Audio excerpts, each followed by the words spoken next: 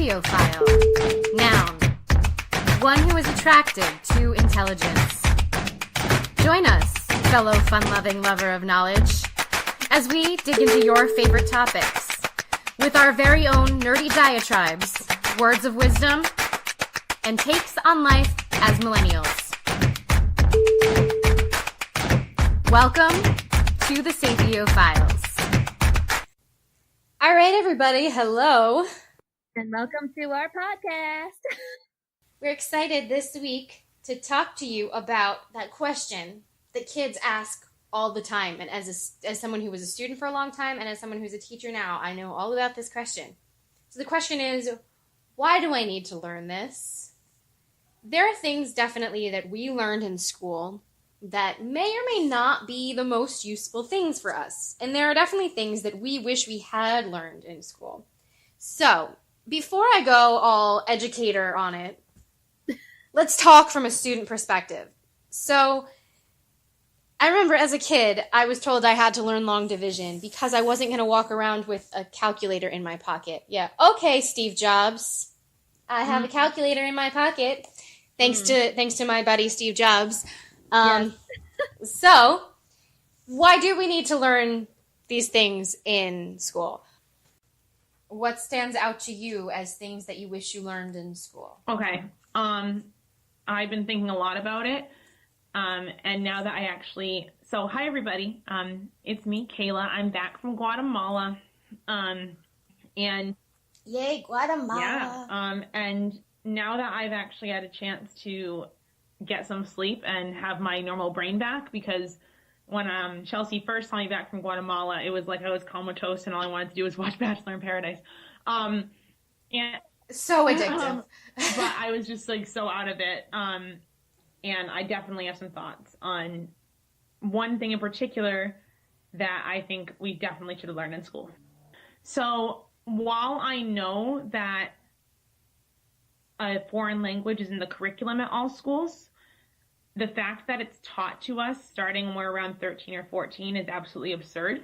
And it So just true. speaks to the fact that we are a completely I don't even know what the word is. I don't want to say like foreign phobic because that doesn't even make sense, but we're Xenophobic? Anglo-centric is the appropriate word. And that we just kind of assume that even if we just can take these classes in foreign language for credit and pass, that it doesn't matter that we don't speak a language because everybody else is going to speak English. When in reality, like, I have friends from Germany and Sweden and Ireland, because Ireland does have a bilingual country. They are Gaelpung, the Irish language, and English. And then friends who grew up in England who speak more fluently in at least one other language other than their mother tongue than I could ever dream of doing. And I think that this really is just a testament to the fact that our education system doesn't value like the foreign language as much as they should. Like, we shouldn't be dependent on other countries to cater towards our needs just because we don't have the curriculum that supports learning a language at a young age. Right. And my friend Benny from Germany actually started learning English when he was in first grade, and he started learning French when he was in kindergarten, and he's fluent in both as well as German. So it's I just think it's absurd. Yeah, I mean, so well, even psychologically speaking, the way that your brain shapes itself as you're getting older, by the time you're in middle school, your language center of your brain is done. Mhm. It's shut down. Your brain needs its resources for other stuff like puberty. And it thinks, oh, hey, we're 13 years old. We know how to speak. right.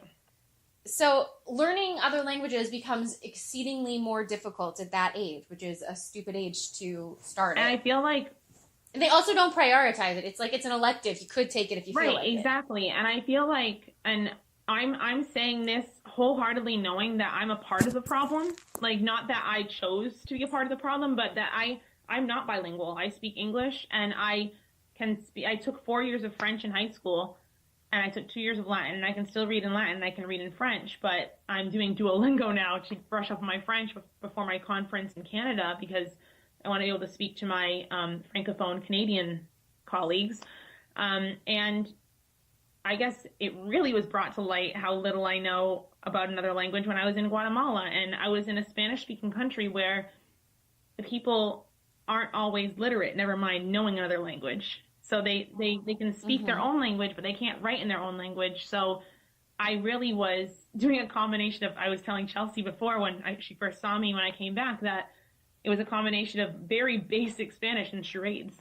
And I just and I just feel as though I know that I personally can do better, which is why I'm doing Duolingo with both of those languages. I should do that. Or Rosetta Stone or whatever app you want to do, or take a class. And I realized that I really won't be fluent, or at least conversationally fluent, until I'm immersed in a culture. But I think if I can get myself to conversationally fluent before I go back to Guatemala next year, and if I can get myself to conversationally fluent when I go to Canada, that's at least something in my book for me. Because I almost feel ashamed that I don't. Because I know so many internationals that do. Agreed. So, yeah, it's a problem with learning everything in America. I mean, I took 6 years of Italian. I don't speak Italian at all. I can maybe tell you what the topic is if somebody is speaking really slowly or I'm looking at a passage. I can maybe pick up some of the words, coming up with them myself, not at all. Basically, what Italian did for me, learning Italian, but again, starting when I was like 13 years old, learning Italian basically enabled me to pronounce it enough to sing opera. That's about it. I mean, I can't speak Italian. I wish I could speak Spanish because there's so many Spanish-speaking people in our own country. Absolutely. Not even going to foreign places, but like I have parents of students I teach where I try to converse with them as much as I can, but we always need translators, and they do a better job of picking up what I'm saying in English than I do of having any chance of saying anything back. So I think I think that I recently bought a wardrobe that required assembly. I was surprised that the majority of the directions were pictures and not words. And that is true for some manuals. I think that more and more we're seeing that they have to cater to a population who A, is not literate, and B, is not, or maybe only somewhat literate in English. We have a very high minority population who does not speak the language. Right, so but then they should translate it to the other language. It's fine if it's in Spanish, but you have to understand a language well enough to understand what they're saying. But I'm just saying that I'm starting to see a lot more manuals. Yeah. Majority pictures. But I agree with you 110%. We need to learn how to read and write. This was thrown in my face in a big way when I was actually in Waltham, Massachusetts, and I was exploring a tea area for my friend Evie's bachelorette tea party. And I happened to stop into a shop that I noticed was, baking really, really delicious breads and pastries. And this was before I was gluten-free. By choice, listeners. I mean, if that's your thing, go for it. But I like pasta and bread. I'm very upset about this. But it's okay. But anyways, I walked into this bakery, and there was a family who owned a bakery who they were speaking Spanish. That was their native language. So I tried to order in Spanish, and they were so excited. And then one of the families that ordered after me came into the same ice cream shop that I was going to afterwards. And of course, the ice cream shop was owned by people who spoke predominantly English. And I, keep in mind, know very little Spanish, like enough to get by and survive in another country, basically. And it's more than I know. This family was trying to order chocolate ice cream, which honestly isn't that hard. It's chocolate, like chocolata. Like it's not difficult. It sounds very similar. I'm not even sure if I did it correctly, but it sounds super similar. And the person taking the order was just very frustrated and almost got angry that they weren't speaking English. But it's like, that's that family's tongue. And I ended up translating. That word is the same word. And I ended up, it's like chocolate. It's the same thing. I ended up translating roughly what the family wanted. And the mother was so grateful. And I just think that it should never be a source of frustration when someone speaks another language. It should always be just welcomed. And because we're all so different. And the fact that they could go into an ice cream parlor and order in some semblance of English just is like good for you. But I was just so shocked that no one in the ice cream parlor knew even a little Spanish like I did. And I didn't know a ton of Spanish. I just was going off Well, I mean, I don't really know. But you would have known Again, I can because you're pick up a Italian. couple words. Just because you're Italian, you would have gotten it because the Romance languages sound very similar. So, right. And I mean, I can pick up some words in Spanish, and if someone is speaking really slowly, yeah. Like, I know, like, hola, ¿cómo está? That's about it. Like, literally, someone was going, chocolate un poquito, por favor, which is a little bit of chocolate, please. Yeah, a little bit of chocolate. Like, that's not hard. That makes total sense. Chocolate, un poquito, yeah. Yeah. Okay. I'm not saying it right, but I know what you said. That's all I was able, like, that's all I was like, okay, I've got this. And then I ordered, and then I told her, and everybody was good. And it's just, I don't know. I just think, like, how much more enriching would my life be if I had the actual skills to translate that, not just, like, the basic skills. I know. But I wish I was able to do that, too. I mean, I like to say I make up for it by being excellent at English, but I really don't. That's just me making myself feel better. I know all the rules of, like, all the spelling patterns and grammatical concepts in English, which is nobody knows. But no, I can't speak any other languages, and I wish I could. Are you ready for this? You're teaching children I'm ready. The basics of the English language so that they can read, and then by reading books, they'll learn that there's other things out there, and by learning that there are other things out there, they'll want to travel and get immersed in their cultures, and by wanting to travel and get immersed in their cultures, they'll want to be bilingual. Bam! You're doing it. There you go. That's my connection. There you go. No, I mean, I teach them how to read, and that's important just on its own, whether they decide to be bilingual or not. That's important for everything. Yeah. And that was one of the things that I think is one of the most critical parts of school. And they do teach that. It's important, but I don't even know that they teach it to the extent that they need to. Like, why are words like that? Teaching patterns, which is what I end up doing with the kids who have, like, trouble, like, special needs half of the time. Right. Letters have multiple sounds, but there's a reason for why it's what sound and what word, and you can usually figure it out by the letter pattern. But we don't explicitly teach that. We just kind of we're sponges when we're little. We figure it out. And honestly, like, ironically, if we did teach the way that you're teaching all the time, then we'd have an easier time picking up another language. Because I remember learning that kind of stuff, but in French.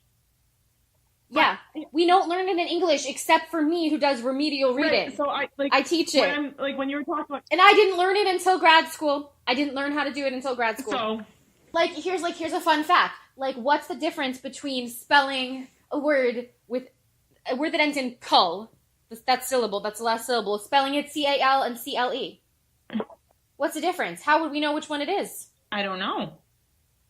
Well, Kayla, C-A-L is an adjective. Comical, musical, magical. C-L-E is a noun. Circle. Icicle. But if you know that, and you're, like, trying to figure out what this word is, you're stuck on something, and you know C-L-E, that's gotta be a noun, I can use my context clue knowledge now. That makes things so much easier. Fun fact. Oh my gosh. I'm full of so much useless knowledge. Well, it's actually not useless at all, It's but not it useless. Sounds like totally nerdy and random. No, that one's actually not useless, but it's not something anybody knows unless you are me and you have a master's in remedial reading teaching stuff. You know, like, I'm a reading specialist. That's why I know that. But if I didn't go to grad school for that, I would not know that. But the funny thing is, I went to graduate school for English literature, and I didn't know that. Because you went for literature, you didn't go for, like, breaking apart the language. Like, I knew, like, when you said the L-E and the A-L, I'm like, oh, like, that makes sense. When you said it, like, I picked up the pattern. Yeah. But I had never heard it put like that in a teaching context, which is really interesting. And my degree's in English. But kids who have a hard time reading, or adults who have a hard time reading, when you think about these things, English is actually not as weird of a language as people think it is. It's just that no one has ever learned the rules. And the funny thing is, listeners, I've actually talked to Chelsea a few times about editing, and how sometimes when I'm editing things, I just edit things because I know it feels right, because I've been taught a certain way. And then Chelsea will tell me what I'm actually doing, and I go, oh, makes sense. Yes, I'm the literary nerd. So, yeah. But I feel like that stuff is important, and, you know, I do it in the context of remediation for students who have a hard time. But if we all learned that way from the start, wouldn't it be better? Absolutely. And honestly, more emphasis should be put on that and less on, oh my God, grammar trees. I hate grammar trees, and I'm a grammar person. Like, I'm a grammar Nazi, but I hate grammar trees. You learn the basic rules, but all the trees and the diagrams, and I hate it. Was that. completely unhelpful. Can I just say? I remember learning that and going, "This is no help." It was almost like I learned it so that I could do it correctly, but didn't gain anything from it, which I think is the wrong type of learning. They also teach too specifically in middle schools on the grammar and not enough on the actual like reading stuff. So like, for example, like what is a gerund? Do you know what a gerund is? I did. Yeah, but stuff like that. Like, you're a very literate person. You wrote a book. You have a master's in English. Do you need to know the definition of gerund off the top of your head? Or do you just need to know how to use grammar correctly? Well, obviously not, because I'm trying to think of it. I write all the time. It's a verb used as a noun. Cool. I knew it had to do with a noun. I'm like, is it an adjective used as a noun? Is it a verb used as? I knew it was something used as a noun, It's but a I verb. have no idea. Like, swimming is my favorite sport. Swimming is a verb, but it's the subject of that sentence. Wait, say it again? Like, swimming is my favorite sport. Swimming's a verb, but now it's the noun. It's the subject of that sentence. Running is my favorite activity. Yeah. Gerund. But... So, I mean, those things are useful to an extent, but I feel like it is more beneficial to know what you're, like, how to figure out context clues, how to figure out, you know, by breaking the language apart, how they're spelled, than by doing something like that where you have to name each piece. Right. I agree. So, I mean, I don't even call things what they're called. I call, like, syllabication rules Chunky the monkey. Because you chunk apart the word. I mean, I just want the kids to do the concept. I don't really care that they know the real Chunky names. the monkey. I love it. And then there's Flippy the dolphin. Your children are eventually going to grow up to be like these amazing English professors. They're going to be on college being like, the Chunky the monkey. But the thing is, the kids will get it. The older you get, the harder it is to catch up. And one of the things that I've researched and studied and explained to people who need reading assistance is that there is no way to succeed in any career in life without a certain level of literacy. Of course. That one I think is the number one. Mm-hmm. You have to be super literate in terms of your reading and your writing. So the Lexile levels, which is you're reading, the complexity of what you're reading, required for even the most basic jobs is surprisingly high. Mm-hmm. And not everybody reaches those levels. This is why people have such a hard time later in life. One more thing, just related to writing. And I don't know if this is true for you, but I learned how to write in script. It's something that every Catholic school teaches. I know now in public schools it is not taught. Not all the time. It is taught sometimes. But it's not mandatory learning. From what I'm like, my friends who are teachers in New York who teach elementary school are not teaching cursive. Okay, in New Jersey they are. Not writing in cursive either on the blackboard. They print, which I find interesting. Well, no, teachers are supposed to print just because cursive is harder because there's more variation in the form. So right. That's why, like any elementary school teacher, they have that nice print. So that I get. Now the teaching cursive varies from state to state. Right. We do still teach it in New Jersey. You need it. I believe it should be mandatory nationwide because how else are you going to learn how to write your signature? You don't print that. You're supposed to write it in cursive for signing checks, right? Paying bills and signing forms. So I think it should be taught. I started in 3rd grade learning. No, I did it in 2nd grade. I remember learning cursive, but grade, I think that one, yes, it's something that should be taught. I don't know if it is as important as some of the other things that should be taught, but I agree with that you need to know how to sign something. Well, I would put it up there as important as, other things that need to be taught, because how embarrassing would it be if you're not taught cursive and you're asked to sign your name.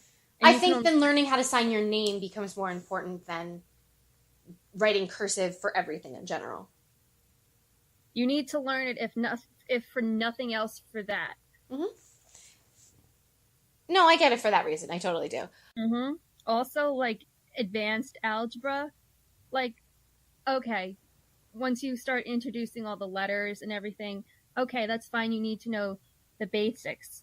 But once you get into all that and logarithms, I don't even remember what the hell that is. Like not to just totally dump on math, because I do think that math is probably it's very useful to know how to do. I would say that all the generations after us, and maybe even some people from our generation, don't know how to do basic math, and they rely too much on a calculator. And you need basic math in your everyday life. When you're following a recipe, when you have to measure ingredients, when you have to do banking, when you have to, when you're making purchases and balancing a checkbook, all that other stuff. You need it for that. And yes. Schools, well, I went to Catholic school, so they did not teach home economics, which I think would have been an excellent class to have. Right. Where they would teach you how to sew a button, how to sew a hem, how to do basic cooking, how to balance a checkbook, and just managing finances.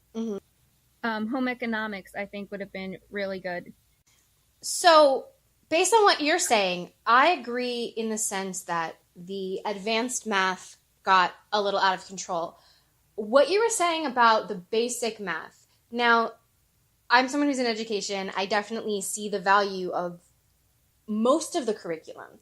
But I think the thing is that we're teaching the lessons or learning the lessons incorrectly.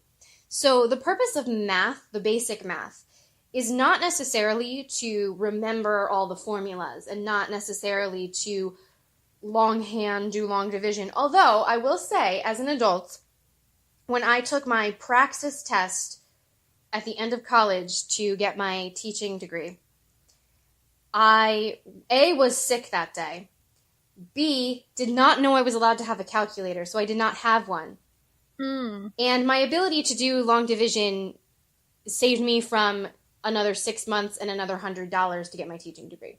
Wow. So I will say there are things that you can use it for. I did that. I passed that test without a calculator because I didn't know I could have one.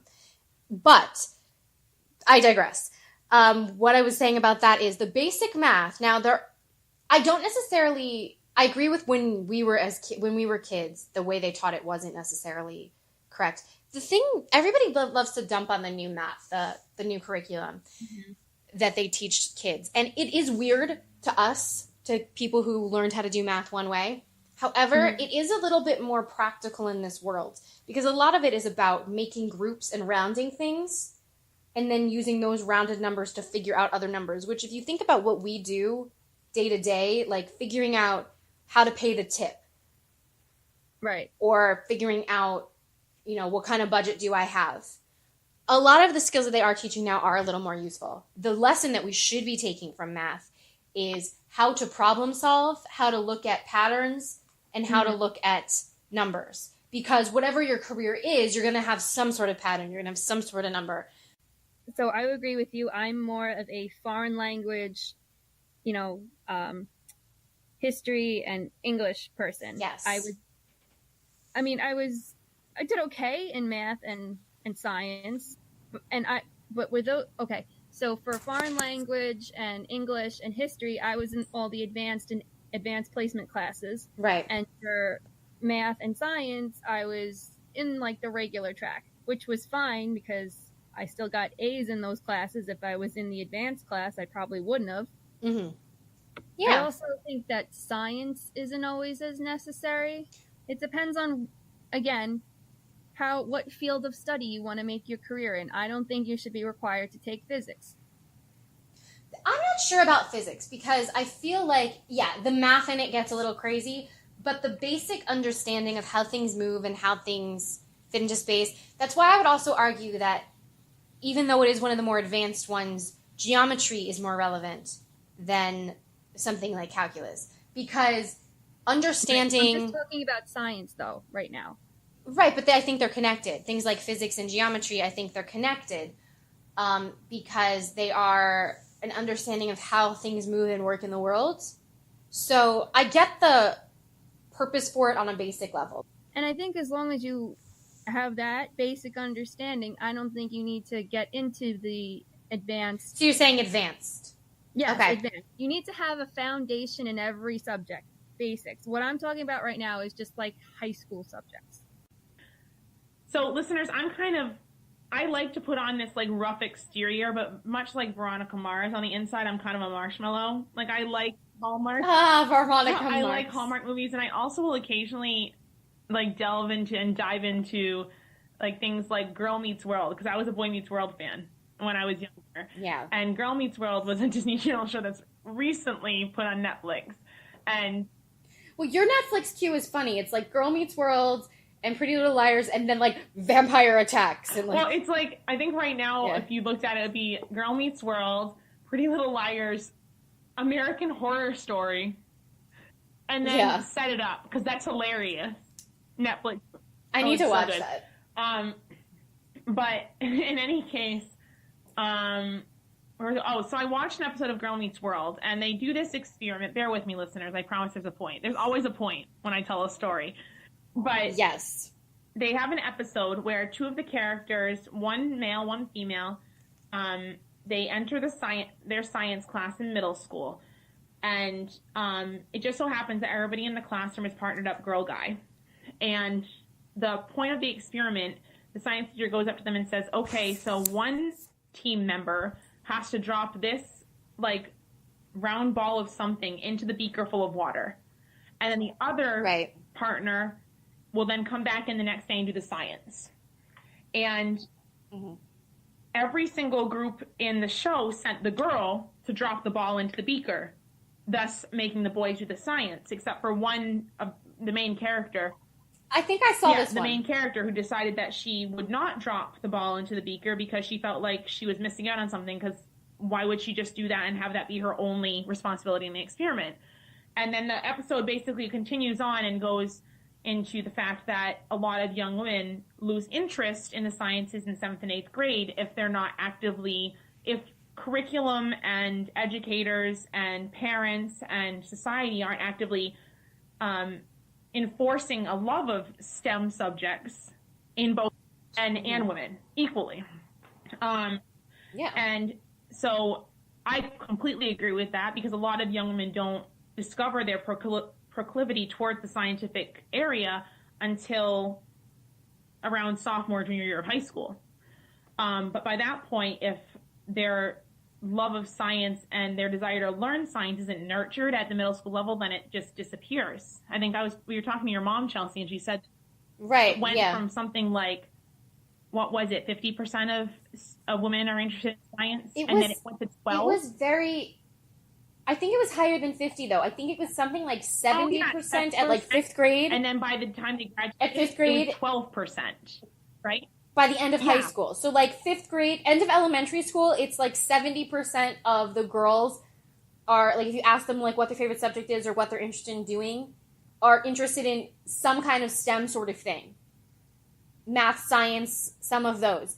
But then by the end of high school, it's 12% who go on to major in those. And in this episode, the ending is perfect, because everybody who dropped their marble into the glass beaker of water, basically all the marble was a marble of dirt, and the teacher has them hold up the beaker in front of each other and says, can you see each other? And everybody else had it's all murky, it's full of dirt, but Riley and Freckle, who are the characters, they can see clearly each other as individuals, not as men and women.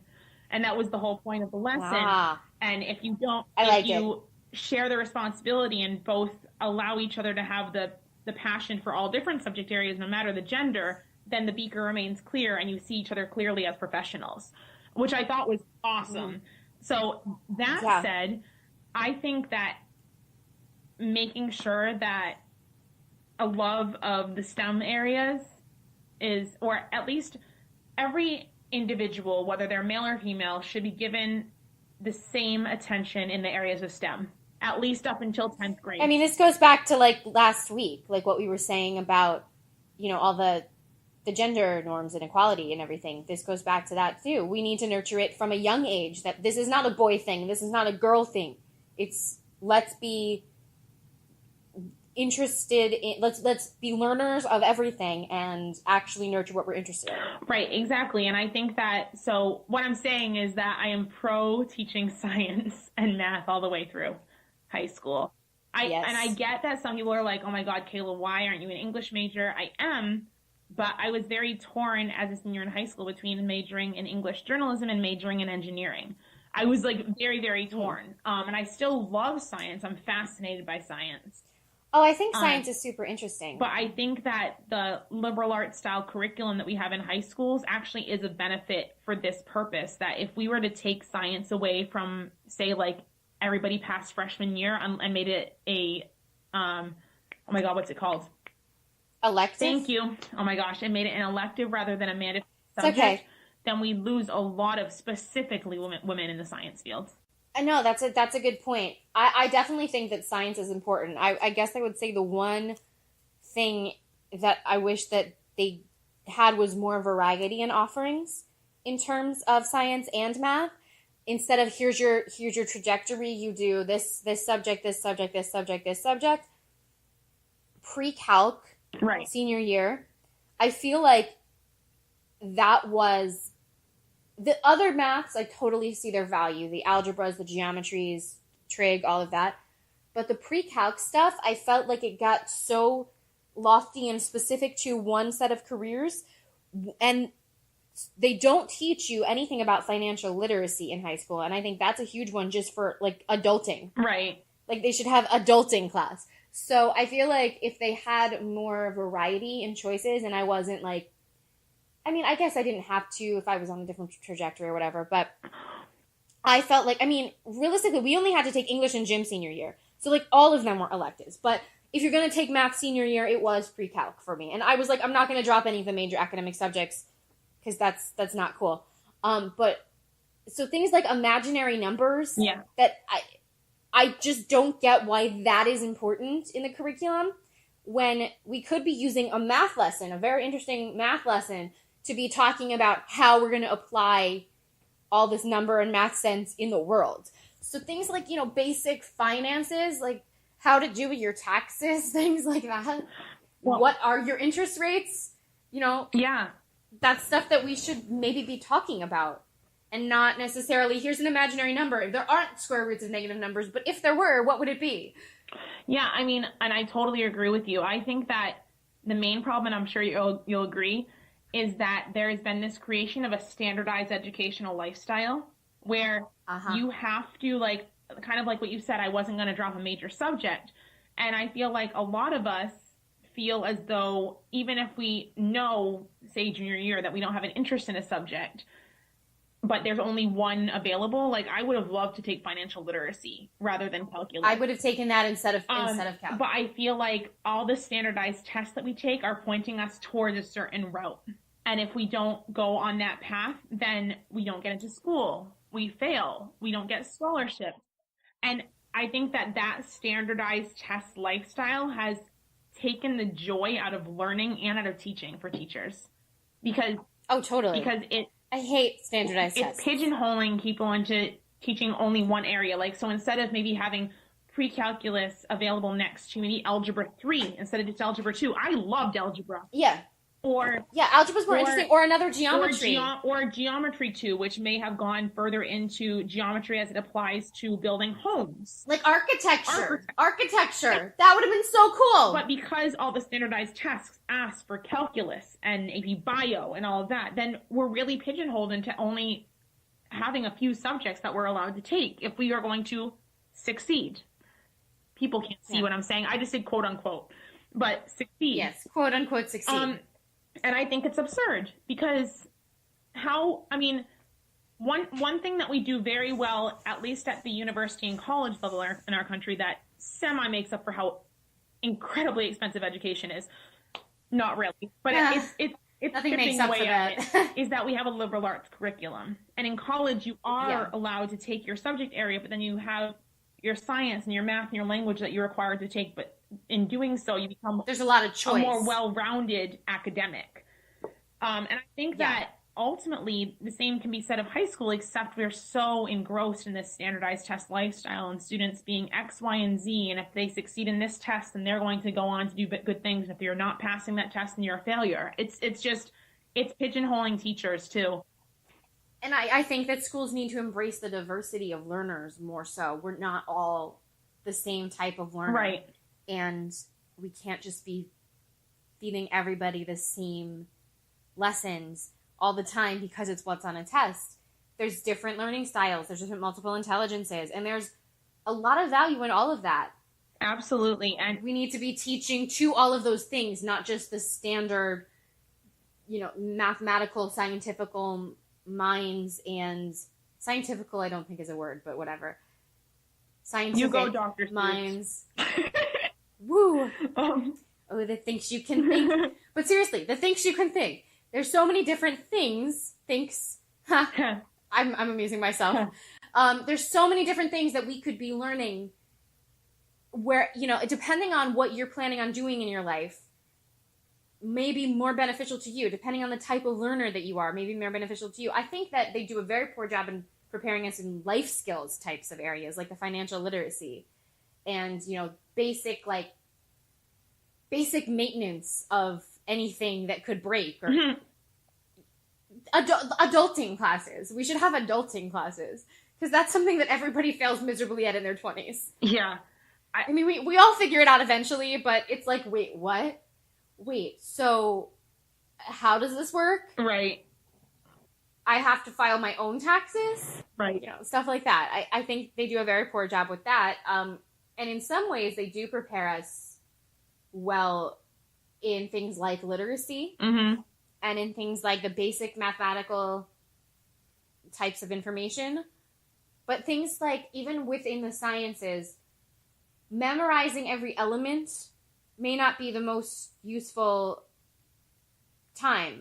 Maybe we could be talking about different types of, we could have like a special chemistry or something. Like, how do we make, how are medicines made? How do foods react? And like, why do foods, like nutrition, like why do foods cause different reactions in your body? Like specific things like that. Versus, let's all do the same thing. We're all going to take bio and chem and physics, and we have to memorize all of the formulas, and we have to memorize every element. If you're going to go into science, you're going to learn those elements. You have college. Yeah. And no one goes into science after high school. And honestly, it's that it's almost like, because of, and I'm not saying that standardized tests are the only bad thing. There's other things that led up to it. But by creating these tests that force children and teachers alike to fit into a certain mold, basically what you're doing is you're creating a learning environment where a student can be like, okay, learn this, check, learn this, check, learn this, check, and then forget it. Whereas, for example, my Aunt Lynn and my Uncle John were teachers in a math team, and we had to learn, we memorized the states, capitals, rivers, and mountains in the United States, even though that wasn't on the MCAS test. I remember my Aunt Lynn saying, I know this isn't on the test, everybody, but it's important for you to know as U.S. citizens. So we're learning it. But that's more important than the periodic table of the elements. It's more important to know the states. Because that's much more important. Yeah, I was blessed to have been in a school system where the teachers kind of rebelled and they were like, you know what, we're going to do this anyways. But not every teacher has that luxury. Well, Massachusetts is the gold standard. Yeah, not every teacher has that luxury. Maybe not all of them have been teaching for more than a year or so. And even if they're super creative and have great ideas, they can't use them because of that. So even when you have, they come down on veteran teachers for that kind of stuff. I've seen it. It's not great. But yeah, you also grew up in Massachusetts, which is the gold standard for education. Yeah. As they teach you in, when you're studying to be a teacher. Yeah. Everything is based, the Common Core stuff, everything that people are trying to, that the education community, not necessarily Pearson and all that crap, but the education community. I love how you said Pearson and all that crap. I love that. Continue. Not necessarily them, but the whole education community, a lot of the initiatives that they're trying to push through the country, the model was Massachusetts. Yeah. But the thing is, So even like, go Massholes. yeah, even even state by state though, like what, for example, my aunt Lynn, who just retired this year, she not only Yay. yeah, Good for her. Congrats. not only did she teach us, because her specialties were history and English. So, not only did she teach us the important dates and how they applied to us in history, but she also did a town history, which not everybody did. So I know things about my hometown, and she did a tour, and we put flowers on the graves of men who died from lynching in World War II. Like, it was like, you know. That's cool. Yeah, it made history. I don't know anything about my hometown like that. But it made history important to us because it was about us. And when you make history important, and when you draw the connections, and you make history a part of something bigger, and you connect it with what's going on now, then it becomes more relevant, and you remember it. So, my Aunt Lynn was always very good she's still very good at doing that. Like, she'll go with me to Eleanor Roosevelt's house, Valkill. She loves in Hyde Park, and she'll be teaching me a lesson. Like, she maybe she's not trying to. Oh, I remember. I went with you guys once. Teaching a lesson. I went with you guys, and she's like, "Fun fact." I'm like, "Oh, okay." Oh yeah. No. This is an educational tour. Oh yeah. Even when I would walk in New City with her, New York City. Wow. New York City. A new city. It's a brand new one. In New City.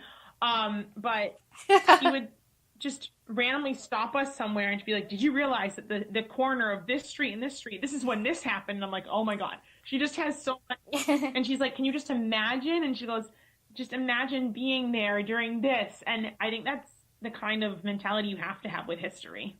You have to be like, well, can you imagine being in a church on, D-Day and being like, and that kind of stuff. And that gives kids a sense of like, oh my God, that could be me. So. Well, I mean, there's a lot of history around where I grew up too, but they didn't teach it explicitly. A lot of it I learned through like going on like the tours and stuff. Yeah. But even like, okay, now Hamilton is huge, right? That's like everybody's favorite thing, Hamilton. So the whole like Winter's Ball thing over at the Schuyler's Mansion.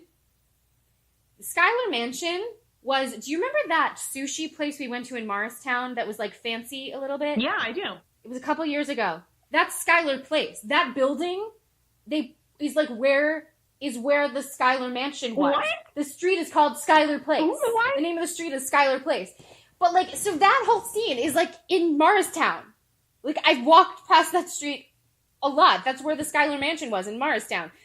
But like, that's not something that, I mean, no one knew Hamilton wasn't around when we were growing up, but things like that would have been cool to know. And we learned like Jockey Hollow, which is also in that area. We learned about that because like where Washington stayed, but we didn't learn as much. And there's a ton of history that I've later figured out around the area that I grew up. Yeah. So yeah, like the whole like 1780, a Winter's Ball. That's right there. It's in the sushi place. Yeah, and I learned a lot about your area is mentioned all the time in AMC's Turn. Mm-hmm. Yeah. It was a big colonial hold. Yeah, it was like Washington's headquarters was near your area. Well, there's a hotel called Washington's headquarters there still, but it's where Washington's headquarters were. Yeah. But yeah, but I just think, like you said, like things like Hamilton the musical. Hamilton the musical has brought history to people in a huge way. But like it's I love Lin-Manuel Miranda. He's the best. It's doing things. It's bringing history to people and making it personal that makes people care about history. And I think that's one of my favorite lessons that I taught at Chatham Day School when I was an assistant teacher there was I did a lesson on just colonial furniture and what they used it for to the kids, and I had them guess what they used it for. Oh, cool. And they like had to write a story about why the furniture was used before I told them what it was actually for, so they could use their imaginations as to why they might have it. And I remember doing one thing about like showing the kids how small the beds were lengthwise. And I was like, so why could this be? And they were like, well, maybe they were shorter. I'm like, that's true. We have gotten taller since that time period. And I'm like, but why else would, maybe they're laying upright. Why would they lay upright in the winter months, especially? And they're like, oh, people got sick with lung diseases. And I'm like, yes, they did. Like, you know, so they were trying to keep their airways clear. So like it, like that tied in like measurements from math, with height, with history, with science, because like, Yeah. and I just loved it. The other one that I think should be taught and isn't, that I find really important, is self-care, recognition of mental health conditions, and things like social skills, relationship building, that kind of, that I feel like that should be explicitly taught. You know, we learned all about the body and hygiene and the reproductive system and all that stuff, but I really don't think that there was any chapter or anything on mental health. No, there was not. I don't think, and I think like 10 years ago, and I think in those 10 years, mental health issues have come to the forefront of society a little bit. Mm-hmm. Because, you know, you look at all the tragedy that's happening in the world, like especially with like mass shootings and stuff, we find out a lot of the people had Absolutely. mental issues. So more people are aware of it now than I think were back then, and I think there were more avenues for these people who have mental health issues to get help. Yeah. It's not as much of a stigma, I don't think, and I think it's more, it may seem more prevalent, but I just think it's because people are aware of it more. Well, yes. It should definitely be taught, like, yeah. Yeah, no, it is more in the forefront, but it is still the same amount of an issue as it always was. Right. And I think that a way to continue that is to make sure that kids know about it from a young age. Yeah, and I don't think that I sure as heck wasn't aware of it. No. Growing up. You know, we grew up in the 90s where things were relatively calm and peaceful. I mean, compared with to an extent. Well, I mean, comparatively speaking. Yeah, I mean, societally, sure. Yeah, that's what I'm talking about. Mm-hmm. But things like mental health awareness, I mean, that's not something that I didn't really understand it at all. And I mean, I was a kid going through some of it. Right. So I feel like having kids be able to recognize that earlier saves them from those crisis moments where they finally get help. Yeah. And I think that's huge. Mm-hmm. I know we're big on mental health on this. We talk about mental health quite often on this podcast, but it's a really important one. Definitely. And I think it should be a class in school. That there's something wrong with them just because they're not feeling well or they're not maybe excelling, or, you know, everyone has their own issues and they shouldn't be made to feel bad about it. They should be able to get help. Right. And for the right thing too. Mm-hmm. Right. I mean, I work with a special education population, and that's another thing that we focus a lot on, that there is not a norm. Whatever your challenges are your challenges, and to be successful, you learn to work with what you have, and that's okay. Whether it's a mental health thing or a difficulty with a certain subject or, you know, some kind of learning issue, or even if you don't specifically have anything, you have something that is a struggle at some point in your life, and learning how to work with what you have is important. So maybe like having kids own their like autonomy a little bit earlier might be important and helpful, because it creates less of we all have to be the same, and that whole social issue that comes up as a teenager. Exactly. Yeah, and honestly, I was thinking about that after, again, you and I kind of discussed this when I got back, but like I said, my brain was mush. And I was thinking about things that were taught in health class and maybe how we could add self-care to the health class curriculum, or at least like that area. And I was thinking about how great it would be to have self-care in your health class, because I feel like, now bear with me, but I feel like it ties in a huge way with sex education, because it does. Because I feel like valuing yourself. Yeah, valuing yourself. Totally. And making sure that you know who you are and you know whether or not you are comfortable in your own skin and whether you feel comfortable expressing if you're not comfortable. Like, that's a huge part of sex ed.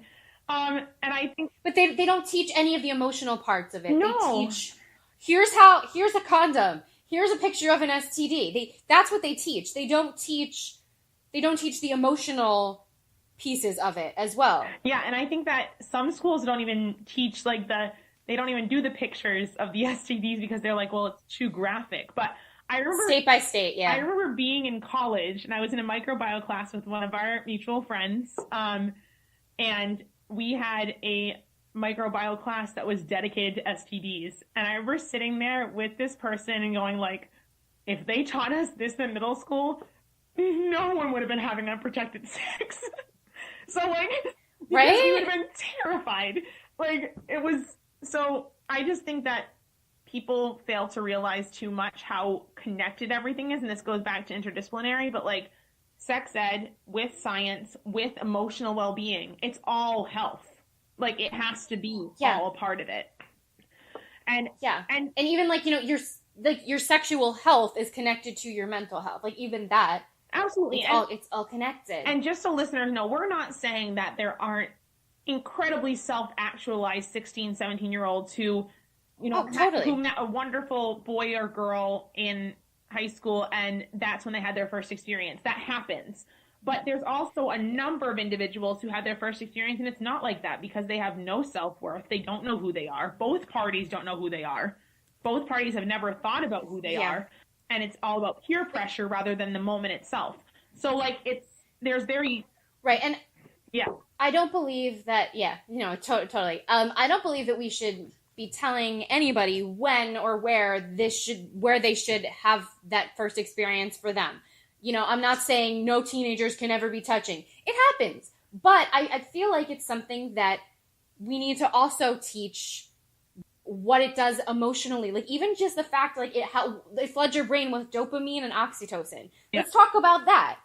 And what that does to you and why it's important to be in a place where you respect yourself, respect the other person, and feel comfortable expressing what you do and don't want.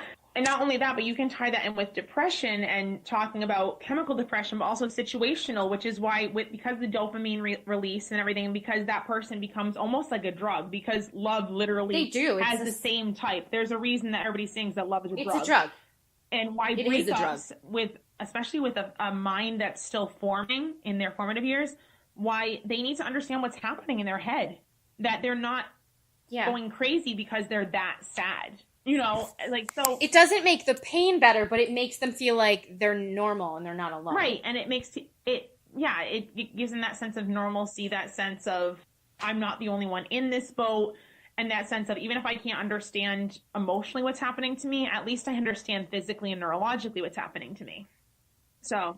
Yeah. I mean, even for me, and I'll use my own experience. My first major breakup was actually the catalyst that triggered me to be like, okay, I have depression and I need help. I had depression before the breakup, but because I wasn't aware or expecting any of that and what it does to your brain, chemically speaking, even on that level, that was something that pushed me to a breaking point.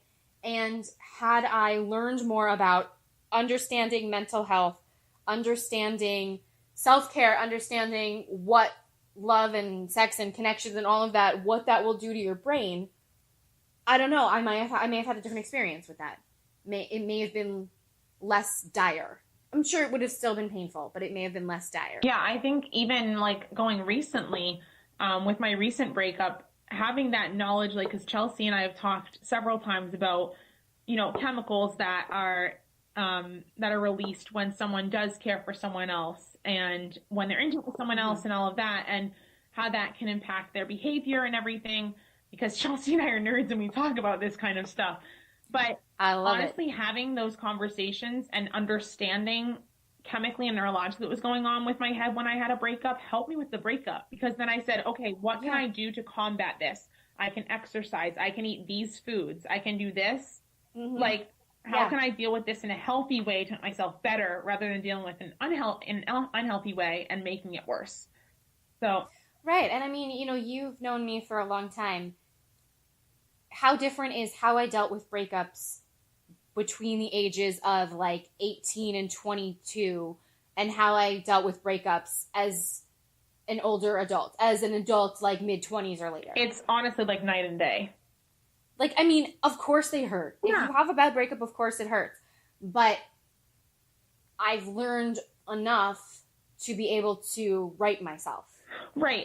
And don't get me like, you saw both sides of that. Yeah, and don't get me wrong, listeners, like Chelsea sent me a wonderful care package of like get well dark chocolate and tea and everything when I was broken up. I was upset. So I'm not saying that I wasn't upset, and I'm not saying of course you're upset. I'm not saying don't feel your emotions, but because I had conversations and I had done research on what my brain was doing, I knew that my brain needed dark chocolate, healthy teas, good eating habits. That's why I sent you them. Yeah, good eating habits, exercise, like outlet for creativity. I sent you an exercise thingy too. Yeah, exactly. So like I knew that was something that I should do rather than what a lot of even teens turn to is alcohol, which alcohol makes you worse. Which is a natural depressant, by the way, listeners. So don't do that. It is. I mean, it's fine from time to time, but not as a way to get over a hardship in your life, There's that. So I agree. It's just something that I wish I had learned younger. Yeah, self-care should definitely be in the curriculum, for sure. We've talked about so many cool things, Chelsea. I love when we talk. I love when we talk. It's like we should record us talking and put it online so other people can hear us talking. Chelsea, we should call it a podcast. We should. Yes. What kind of podcast? It should be like a podcast of intellectual discussions of varying topics. Like nerdy rants and a lot of interesting information and research on a different topic every week that is like lovers of intelligence. Yes. What is that called when someone is attracted to intelligence? Attracted to intelligence. I think it's like it starts with an S. Oh, is it kind of like it's like how it's called Homo sapiens, but it's sapia, what's it? It's like it's a sapio, and if you learned your Greek and Latin roots, lover of is phile. I learned Latin. Yeah. Sapiophiles. Yeah. We should call it that. We should call it the Sapiophiles. We should call it the Sapiophiles. For the double meaning, because it's like a file of knowledge. The files, it's like, like you're keeping files of all this new knowledge that you have. So it should be spelled with an F. Yes. Exactly. Good time. We're so silly. Yeah. So that is why we have this podcast. Woohoo. Anyway, this is our take on why do I need to learn this and what I should have learned instead. So if you have anything else that you think we should have included, or if you have any comments, feel free to shoot us an email, message. We have all of those. And thank you for listening. Yes, thank you so much, everybody. We really appreciate it, and we would doubly appreciate it if you would give us any interesting topics that you would like us to talk about. Our transcript of the last episode, which we apologize for the audio quality, is available on our website, sapiophiles.buzzsprout.com, and on our Facebook page. If you have any positive, warm, fuzzy feelings about our podcast and you'd like to share them via a comment or a review on any of the sites, please do that. Helps more people hear us. Absolutely. Thank you. Have a great week. Thanks. Bye. I'm waving to you, not that you can see me. Bye. Yes, I'm also waving to you, listeners. So just know it's there. It's kind of like if the tree falls in the forest, it still makes a noise. Just because you can't see us waving, we're still waving. Well, have a good week, everybody. Yeah, and until next time, take care. See you then. Enjoy. Bye. Bye. Bye.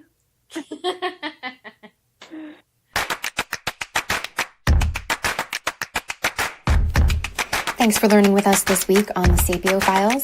Please check out our transcript of episode 14 on our website and our Facebook page. And as always, you can find us on email at sapiophilespodcast@gmail.com, on Facebook at Sapio Files Podcast, on Instagram and Twitter at The Sapio Files, and on our YouTube channel, The Sapio Files Podcast. Have a great week. and always stay curious.